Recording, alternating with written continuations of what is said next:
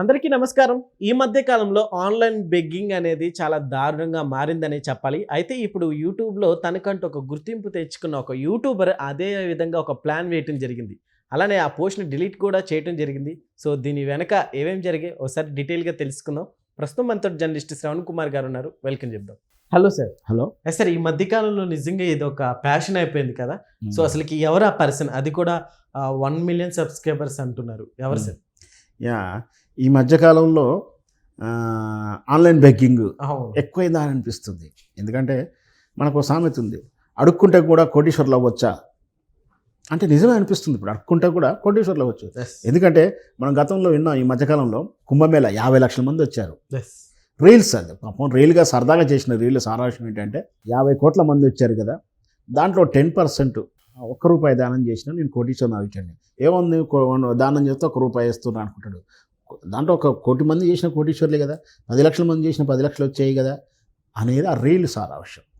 సరిగ్గా ఇదే అప్లై చేస్తున్నారేమో కొందరు కంటెంట్ క్రియేటర్లు, ఇన్ఫ్లుయెన్సర్సు, యూట్యూబ్ స్టార్సు, ఇట్లా కొందరు ఏం చేస్తున్నారంటే తాము ఏదో నష్టపోయి ఉండొచ్చు, నిజంగా కూడా కష్టాలు ఉండొచ్చు, నష్టపోయారు, వ్యాపారాలు చేసి నష్టపోయి. అంతకుముందు కూడా ఒక యూట్యూబరు, అంతకుముందు ఒక ట్రావెలరు, రకరకాల మంది అరే బాబు నేను ఇంత బాగా చేస్తాను కదా, నా ఛానల్ రన్ అవ్వాలన్నా, నేను బతకాలంటే, నేను చేసిన తప్పులకు అప్పులు తీర్చాలంటే మీరు డబ్బులు కట్టండి, ఇంతో అంత మీరు సహాయం చేయండి అని అడుగుతున్నారు. అడుక్కోవడం లాంటిదే అని నా ఉద్దేశం. ఎందుకు అంటున్నానంటే ఎవరి రీజన్లు వాళ్ళకు ఉండొచ్చు. ఇక్కడ మహీధర్ అని ఒక YouTube content creator, Bigg Boss సినిమాలు అవి ఆ మధ్య షేర్లు కూడా ఏదో చెప్పినట్టుంది.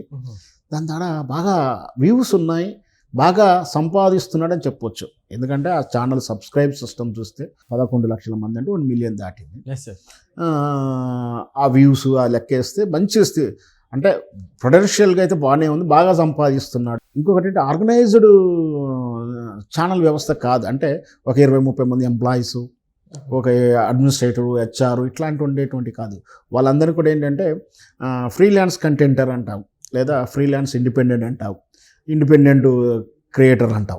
అంటే తాను ఒక 2-3 టెక్నీషియన్స్ పని చేస్తుంటారు అంతే. కానీ వాళ్ళ లక్షల్లో ఆదాయం ఉంది, బాగా సంపాదించాడు. ఆయన కూడా చాలాసార్లు ఇంటర్వ్యూలో చెప్పాడు, నేను బాగా సంపాదించాను అది ఇదని. అయితే ఆయన ఒక బిజినెస్ చేశాడు. బిజినెస్ అంటేనే లాభము లేదా నష్టము రెండుగా ఉంటాయనే ఉద్దేశంతో చేసే వ్యవహారం, వ్యాపార అర్థమే అలాంటిది. బిజినెస్ అర్థంలోనే ఉంటుంది, డెఫినేషన్లో అలా ఉంటుంది. సరే ఏదో కేఫ్ లాంటిది ఏదో పెట్టాడు, నష్టపోయాడు. అప్పుల ఒత్తిడి ఉండొచ్చు, నిజంగా కూడా ఉండొచ్చు, ఆయన టెన్షన్ ఉండొచ్చు. కానీ మరి అప్పులు ఉన్నంత మాత్రాన పబ్లిక్ని అడగాల్సినంత అవసరం ఏమొచ్చింది? ఎందుకు అడగాలి? సబ్స్క్రైబ్ చేసుకున్న పాపానికి, ఆ ఛానల్లో చూస్తున్న నేరానికో, ఆయన రెగ్యులర్గా ఫాలో అవుతున్న దానికే కట్టాలన్నా వీళ్ళంతా?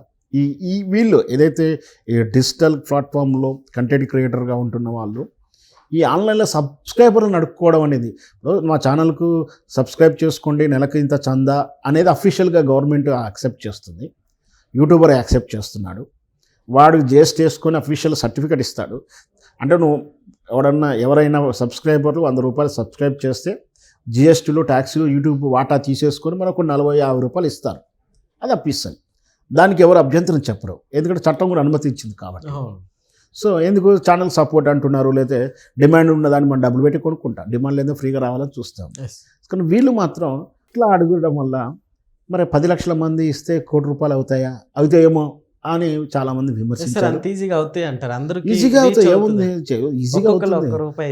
ఈజీగా 10 లక్షల మంది కదా, 1,00,00,000 మందిలో ఇస్తారు. అభిమానం, కంటెంట్ కూడా బాగానే ఉంటుంది, ఆయన కూడా ఫ్యాన్స్ ఉన్నారు. సరదాగా వాడు రోజు 200-300 ఖర్చు పెట్టాడు అయితే 100 రూపాయలు ఇస్తే ఉందిలే అనుకుంటారు. అందరూ ఇవ్వకపోవచ్చు, కొందరు ఇస్తుండొచ్చు. సరే ఇస్తారేమో, ఇస్తే అది పద్ధతి కాదు కదా. నువ్వు చేసినప్పుడు నువ్వు కష్టపడి తీర్చాలి, నీకు వయసు ఉంది, శక్తి ఉంది, ఏదైనా టాస్క్ తీసుకొని చేయాలన్నటువంటి ఒక ఆలోచన ఉండాలి కదా, ఛాలెంజ్గా తీసుకోవాలి. పోనీ నీకు ఒక అనారోగ్య సమస్య వచ్చింది, అనుకోకుండా ఒక యాక్సిడెంట్ అయింది, అనారోగ్య సమస్యలు అంటే ఏమన్నా చెప్పలేదు, ఇవన్నీ ఉన్నాక ఎందుకు అనేది చాలామంది విమర్శించారు. ఈ విమర్శలు వచ్చిన తర్వాత పాపం తనలో పశ్చాత్తాపం కనిపించినట్టుంది. నేను తప్పు చేశానన్నటువంటి రిగ్రెషన్ తోటి ఎమ్మటే ఆ వీడియో డిలీట్ చేసి మళ్ళీ కొత్త వీడియో పెట్టేస్తూ నేను ఆ వీడియో డిలీట్ చేశాను. నాకు పెద్దగా అమౌంట్ ఏం రాలేదు, 2 లక్షలు ప్లస్ అంత ఏదో చెప్పాడు. దాని ప్రకారం 2 నుంచి 4 లక్షల వరకు వచ్చినట్టుగా అర్థమవుతా ఉంది. సరే ఆయనకి యూట్యూబ్ ద్వారా ఎంత ఆదాయం వచ్చింది చెప్పలేదు, 6 నెలల నుంచి 8 నెలల నుంచి ఎంత వచ్చింది, Yes. అదంతా ఎక్కడికి పోయింది, మనం లెక్కలలో అడగాల్సిన అవసరం మనకు లేదు. అవును. యాజ్ ఏ బాధ్యత గల ఒక జర్నలిస్ట్గా నేను అడిగింది ఏమిటి అంటే, ఇట్లా అడుక్కుంటూ పోతే సమాజం ఏమైపోతుంది, ఇట్లా చట్టం కూడా ఒప్పుకోదు, Yes. అన్నిటికన్నా ముఖ్యం యూట్యూబ్ కమ్యూనిటీ గైడ్లు కూడా ఒప్పుకోదు. అవును. యూనిటీ కమ్యూనిటీ గైడ్లు కానీ డబ్బులు పెట్టండి, డబ్బులు కట్టండి అంటే అవి ఏమంటే స్ట్రైక్ వేసేస్తుంది. ఆల్రెడీ ఈయనే చెప్తున్నాడు, దాని మీద హింటూ వస్తున్నా తీసేసి ఇంకొక వీడియో చేశాడు. అంటే యూట్యూబ్ కమ్యూనిటీ గైడ్ లైన్లకు దొరకకుండా దీన్ని వీడియోలో చేశాడు. నువ్వు క్యూఆర్ కోడ్ డబ్బులు పెడతా అంటే యూట్యూబ్ ఛానల్ ఒప్పుకోదు, యూట్యూబ్ మేనేజ్మెంట్ ఒప్పుకోదు. సో అట్లాంటి దానిలో మనం ఎందుకు వేయాలి, ఇట్లా అడగకపోతే ఇది ఒక ఫ్యాషన్ అయిపోయిందా. అంతకుముందు ఒక టెక్ కూడా అలాగే చేశాడు, Yes. ఇంకో ఆయన చేశాడు. బేసిక్ ఇలాంటివి జరిగినప్పుడు అంటే యాక్షన్ తీసుకోవడానికి కూడా ఏముండదు కదా సార్. యా అదే ఉంటాయి అంటారా వీళ్ళ విక్టమ్ మీద? కంప్లైంట్ ఉంటే Yes. కానీ ఏం చేయలేనటువంటి చట్టాలు ఉన్నాయి మనకు. లేదా ఎప్పుడో అప్పుడు సుమోటోగా స్వీకరించాల్సి ఉంటుంది, కానీ ఎవరు దాని గురించి పట్టించుకోరు. ఏదో మనలాంటి బాధ్యత గల జర్నలిస్టులు అప్పుడో ఇప్పుడు ఇట్లాంటివి ప్రశ్నిస్తుంటాం, కానీ అవసరం వస్తే దాని మీద చర్య తీసుకోవాలంటే దాని ప్రమాదం సమాజానికి ఏదో రూపంలో పెద్దగా ఉంటుంది అనిపించినప్పుడు మాత్రమే ఏదైనా స్పందన ఉంటుంది. బహుశా కొందరు పట్టించుకోరు, ఎక్కడో నష్టం జరిగిన తర్వాత కదా పోలీసులు ఎంట్రీ మనం చూస్తుంటాం. చైన్ సిస్టమ్ బిజినెస్ లాంటి చిట్టీలలో కట్టడం కానీ, లక్కీ లాటరీ అని, ఈ మధ్యకాలంలో లక్కీ లాటరీ కూడా మనం బాధ విన్నాం. Yes, sir. అవును. కళ్యాణి గారు, కరాటే కళ్యాణి గారు దాన్ని ఆ స్కామ్ నుండి డిస్పోజ్ చేసింది. సో అట్లాంటి సందర్భంలో నష్టపోతున్నప్పుడు మాత్రమే బయటకు వస్తాయి. సరే, ఇప్పుడు మహేదర్ గారికి కష్టం రాలేదు, నష్టం రాలేదు అని ఇబ్బందులు లేడు అంటలేం, కానీ అట్లా కరెక్ట్ కాదు కదా అనే ఉద్దేశం. మనం కష్టపడుతూ ఒక టైం తీసుకున్నా, ఉన్నాయి అమ్ముకుంటేనో ఏదో చేస్తూనో చేయాల్సి ఉండే, బట్ సబ్స్క్రైబర్లను అడగడం అనేది మంచి సాంప్రదాయం కాదు అనేది నా ఉద్దేశం. నాకు కూడా అనిపించింది అదే.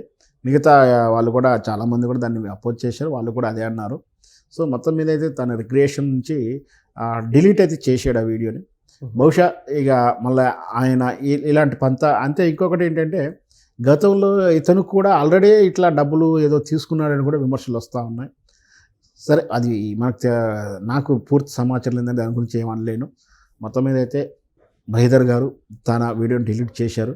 ఇక నెక్స్ట్ టైం ఎవరైనా ఇట్లా చేయడానికి ప్రయత్నించకపోవచ్చు అని నా ఉద్దేశం. ఓకే సార్, ఇప్పుడు ఇట్లానే ఉంటే నిజంగా అంటే యూట్యూబ్లో చాలా వరకు కూడా ఇలాంటివి చూస్తూ ఉన్నాం మనం.